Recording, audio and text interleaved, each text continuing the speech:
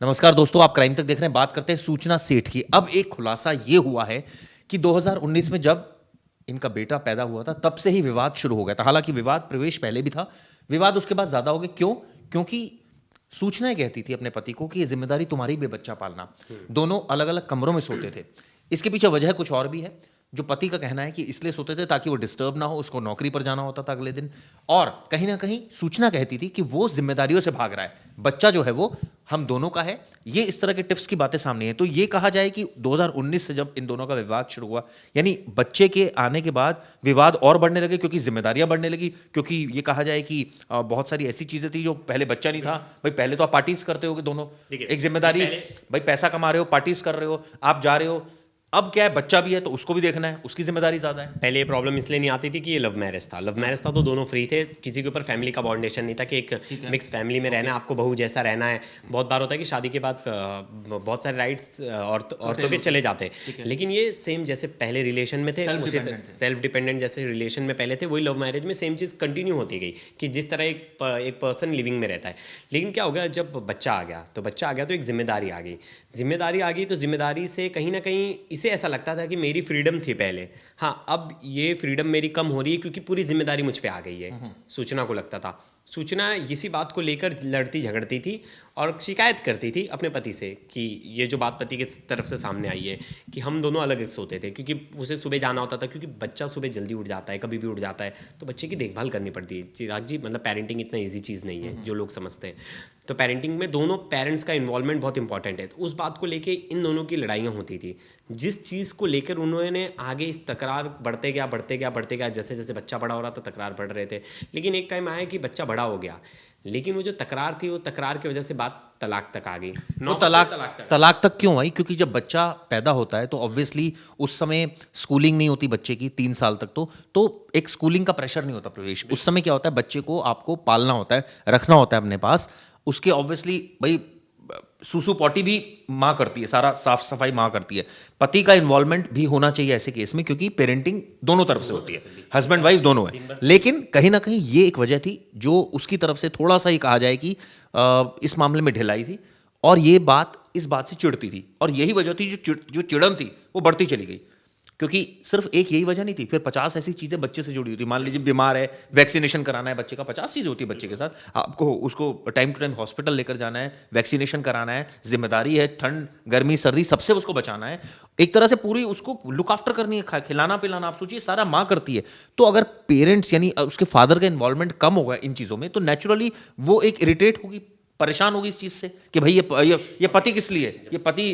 बात जब बिगड़ रही थी तो सूचना ने कंप्लेंट भी की थी 2022 में। सूचना ने कहा था कि मेरे पति एग्रेसिव हैं, हमें हरास करते, मेरे बच्चों को भी हरास करते। तो ये कंप्लेंट उसने पहले ही डाल दी थी। मतलब बात इतनी नौबत बिगड़ गई थी कि पुलिस चौकी तक पहुंच गई थी। और इसमें मैं बात ऐड करना चाहूँगा। आप सोचिए जब कोई लेडी परेशान हो जाए, भाई मेरे वाइफ और हस्बैंड वाइफ के हमारे भी डिस्प्यूट होते हैं, झगड़े होते हैं, बच्चे को लेकर भी कई बार झगड़े होते हैं, जिम्मेदारियों को लेकर भी झगड़े होते हैं कि मेरी जिम्मेदारी नहीं है, तेरी जिम्मेदारी है, ये वो। लेकिन एक टाइम के बाद आप सोचिए अगर कोई भी एक पक्ष पुलिस स्टेशन चला जाए प्रवेश, या कोर्ट चला जाए, इसका मतलब आप समझते हैं कि बात बहुत खराब हो गई है। तब मतलब रिलेशन का कोई स्कोप नहीं बचा है, वापस आने का कोई स्कोप नहीं है। आप इसीलिए जा रहे हैं कि भाई मैं इस रिलेशन से उब गई हूं, अब मुझे इस रिलेशनशिप को नमस्ते कहनी है। यही वजह थी कि शायद ये इतना पाइलअप हो गया एक टाइम के बाद, 2022 के बाद 2023, जब कोर्ट ने इसके फेवर में डिसीजन कर दिया, यानी हस्बैंड के। भाई कोर्ट तो इमोशनल एंगल पर चलती है ना, उसने फेवर डिसीजन कर दिया। इस बात से सूचना का पारा 7वें आसमान पर था। उसको साफ साफ ये लग रहा था कि भाई ये मेरे साथ अन्याय हुआ है। सूचना कहीं ना कहीं डिप्रेशन में भी थी, इस बात को लेकर डिप्रेशन में थी। मतलब वो भी अकेले रहने लगी थी, तो उस बात को लेकर वो भी डिप्रेशन में थी। उसे ऐसा लगता था कि अब मेरी की हुई चीज़ें से या मैंने जो चीज़ की है उसका रिटेलिएशन हो रहा है मुझ पे। अब मैं अकेली पड़ गई हूँ और मेरा बच्चा ही एकमात्र मेरा सपोर्टिव सिस्टम है, और अगर उसे भी छीन लिया जाएगा। कोर्ट ने आज 1 दिन की परमिशन दी है, कल को क्या पता कोर्ट 2 दिन की परमिशन ग्रांट कर दे, ज़्यादा दिन की, फिर क्या पता 6 महीना मम्मी के पास रहेगा, 2 महीना पापा के पास रहेगा, कुछ भी हो सकता है। तो उस बात को लेके वो और ज़्यादा डिप्रेशन में जाने लगी थी कि कहीं ना कहीं उसने बहुत ज़्यादा रिस्पॉन्सिबिलिटी ली है अपने बच्चों की। उसने एक चीज़ होती है चिराग जी, एक चीज़ कि मैंने पूरी रिस्पॉन्सिबिलिटी ली, मैंने उसे पाल पोस के बड़ा किया। अब वो कोर्ट ने ऑर्डर दे दिया वो पति के पास चला जाएगा, जिसका तो इसमें कुछ रोल ही नहीं है। मतलब ये हम नहीं कह रहे, ये उसकी तरफ से आरोप है। जैसा जो केस बहुत सही बताया। आपने बात बोली। हाँ, अब उससे इस बात की चिड़न थी कि अब मैंने इस पे पूरा टाइम इन्वेस्टमेंट किया, सब मैंने किया, अभी पिता के पास चाह रहा है, तो इस बात से उसने तो कुछ किया भी नहीं, उसको खुशी मिल रही है Yes, yes. इस बात की। तो इस बात को लेके बहुत ज़्यादा चिड़न थी बहुत उसमें। ज़्यादा चिड़न थी कि भाई सारी मैंने बच्चे को हर साल मैंने पाला, 4 साल बड़ा हो गया, मैंने सब कुछ किया और एट द एंड कोर्ट ने एक झटके में उसके पास ये डिसीजन दे दिया कि वो भी मिलेगा। भाई ये कौन सा डिसीजन है? तो ये बात उसको चिड़न थी। बिल्कुल सही प्रवेश ने बोला। दूसरी इस पे जो बात जो मुझे लगता है, जब रिलेशनशिप लगातार खराब हो रहा था, लगातार दोनों के बीच में कोर्ट तक बात पहुंच गई थी, उसके बाद डिवोर्स तक की बात आ गई थी, घरेलू हिंसा का भी केस इसमें पता चला है कि वो भी फाइल किया था। तो आप सोचिए कि कोई स्कोप तो बचा नहीं था वापस आने का। तो ऐसे में जब इनके माँ बाप इनके साथ नहीं रहते थे, यानी कि बच्चे के दादा दादी अगर शायद वो रहते तो पेरेंटिंग एक बार को हो जाती है। क्योंकि क्या होता है कि अब हस्बैंड वाइफ हो तो भाई ले देकर आप दोनों को ही संभालना है, तीसरा कोई नहीं है। रखने कोई नौकर भी रख सकते थे। इस केस में ना चिराग जी, जो सबसे बड़ी गलती कहाँ हुई पता है? ये हत्या तक पहुँचता नहीं।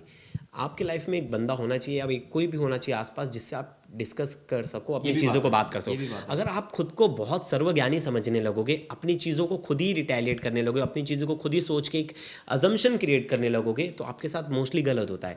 आपको ऐसे सिचुएशन में आप अगर फंसे हो तो उसने किसी से ईगो बात आ करना जाती है ना, नहीं चाहा। ईगो आ जाती है ना कि मैं क्यों मरूं, मुझे मैं क्यों करूं, मैं तो समझदार हूं, मेरी इंसल्ट हो मैं तो जाएगी। सेल्फ इंडिपेंडेंट हूँ, मैं बहुत ये कर सकती हूँ, मैं क्यों किसी से ये चीज़ को लेके एडवाइस लूँ या किसी से इस चीज़ पे बात करूँ। अभी तक देखिए ना सूचना का कोई फ्रेंड सामने आया है, ना इनका कोई फ्रेंड सामने आया जो बोला कि सूचना इनसे ये सब चीज़ों से परेशान थी, या सूचना ने कभी किसी को बताया, कोई खुलकर सामने नहीं आया है। तो ये बात दिखाती है चिराग जी कि मतलब आपने उस टाइम पे अगर थोड़ा सा ये डिसमिस हो जाता, अगर वो सिचुएशन डिसमिस हो जाता तुरंत एक्शन के चक्कर में, क्योंकि 7 तारीख को मिलने की डेट थी, 6 तारीख को ये छोड़ के निकल नहीं, जाती। लेकिन प्रवेश मैं समझता हूँ कि ये सब चीज़ें ठीक है हो जाता अलग बात है, लेकिन जब बात इतनी आगे बढ़ गई है, ये तो एक आपके इंडिविजुअल डिसीजन है ना। आपने मार दिया बच्चे को, कहने का मतलब ये है कि आप चाहते तो नहीं भी मारते। नहीं, वो मैं बता रहा हूँ, वो जो माइंडसेट कैसे आ जाता है, माइंडसेट कैसे क्रिएट हो गया, आप खुद से सोचना जब ज़्यादा शुरू कर देते हो, एडवाइस लेना जरूरी था आपको। जैसे खुद पीएम मोदी ने भी बात बोली है कि आपका कोई ऐसा दोस्त होना चाहिए जिसको आप अपनी बातें शेयर करें, आप उसको बताएं। ओवर थिंक के चक्कर में ना रिलेशन खराब होता है, सब कुछ खराब होता है। मैं ओवर थिंकर्स की एक मतलब एक बहुत एक कहा जाता है, ओवर थिंकर्स की एक खराब आदत है, वो ज़्यादा सोच लेते उस चीज़ को ना, वो किसी और से अगर उस चीज़ पे बात करें ना तो कुछ अलग निकल के आए। तो ये इस केस में हो सकता था। कोई अगर आप बहुत बड़े पैसे वाले, बहुत बड़े पोजीशन पे कुछ भी, और आप खुद को बहुत अच्छा समझ रहे हो कि मुझे सब पता है और मैं किसी से शेयर नहीं कर रहा, अपना दुख अपने पास रख रहा हूँ, तो वो दुख आगे जिनके ऐसे घाव बन जाता है। बिल्कुल सही बात है। और दूसरी इसमें सिचुएशन ये भी होती है जब आपका घर में कोई बुजुर्ग हो तो भाई तब बच्चा पल जाता है। आजकल आप देखिए पेरेंटिंग किस तरह की हो रही है, घर में नौकर है जो बच्चा पालते हैं। मैक्सिमम केसेस में ऐसा होता है, 90% केसेस में जिनका पैसा है उनके घर में एक नौकर होता है जो बच्चे भी पाल लेते हैं। तो अगर मान लीजिए हस्बैंड वाइफ को थोड़ा बहुत भी डिस्प्यूट होता है तो शायद वो एक टाइम के बाद पत्नी ये समझ जाती है कि भाई मेरा पति कमा रहा है, ठीक है, चल उसने एक अरेंजमेंट कर दिया है और एट द एंड हमारा रिलेशन बचा हुआ है, इससे ठीक है, एग्री। चिराग जी, जिससे हम ना बहुत दिल से प्यार करते हैं ना, अगर उसके लिए नफरत होती है ना, तो नफरत ना बहुत कड़वी हो जाती है। हाँ, तो यहाँ नफरत ना बहुत ज़्यादा कड़वी हो गई थी। लव मैरिज थी, मतलब बहुत पहले से रिलेशन में थे, फिर प्यार हुआ, मोहब्बत हुई, शादी हुई, 9 साल बाद बच्चा हुआ। तो वो जो प्यार का जो इनका सेगमेंट था वो बहुत स्ट्रांग था। अब उसमें नफरत आती है ना, तो नफरत बहुत कांटे जैसी बन गई। बिल्कुल सही बात है। और इसमें अब लगातार अपडेट्स चल रहे हैं। 5 दिन का अभी रिमांड पर है, साइकोलॉजिकल टेस्ट भी हो रहे हैं और आने वाले वक्त में ब्रेन मैपिंग या नार्को या पॉलीग्राफ के लिए भी पुलिस जा सकती है, क्योंकि इस तरह के केस में हमने अक्सर देखा है कि वो जाती है पुलिस। ये वीडियो किस लिए की जरूरत है? धन्यवाद।